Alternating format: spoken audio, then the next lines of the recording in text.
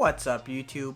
So in a perfect world, we'd only ever buy gaming laptops. But this is not a perfect world. We have to work for a living, we have to study, and we have to do various other productivity tasks. So of course we often opt to get productivity laptops instead.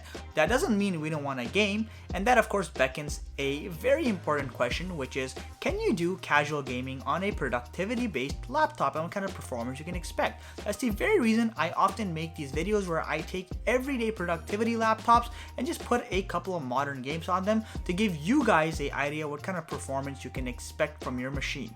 In today's video, we're having a look at the ever so popular HP Pavilion X360 laptop rocking Intel's latest Tiger Lake processors. The configuration we have here is a base model rocking Intel's latest 11th generation Core i5 processor, 8GB of DDR4 RAM, we've got a 500GB solid state drive.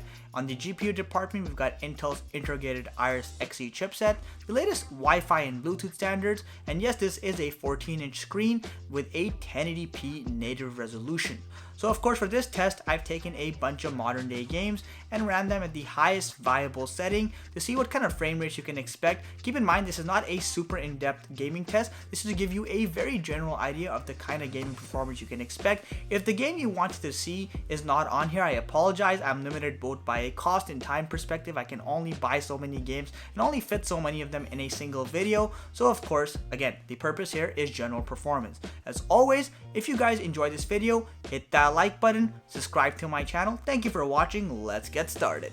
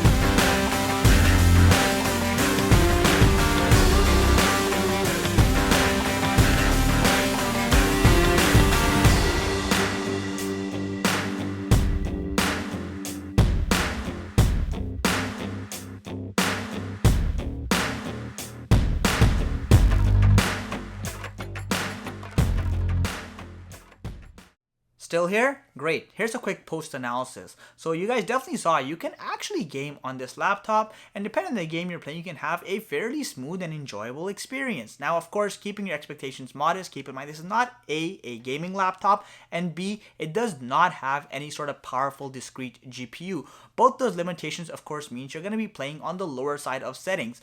But one impressive thing was that I was actually playing every single game at the native resolution of this laptop, which is 1080p, and I still got smooth frame rates ranging anywhere from the high 20s all the way up to 60 plus FPS depending on the game.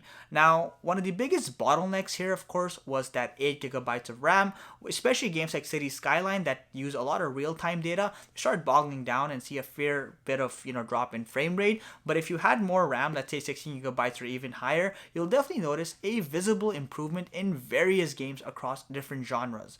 One more thing to keep in mind here is that I've actually done these tests on laptops that have very similar specifications to the HP we have here, and I noticed that the HP actually performs slightly better than a lot of them. That also has to do because the Pavilion X360 actually has one of the best thermal managements in its competitive class, which is a great thing. That means you don't get a lot of thermal throttling, which means you get higher frame rates for sustained periods of time.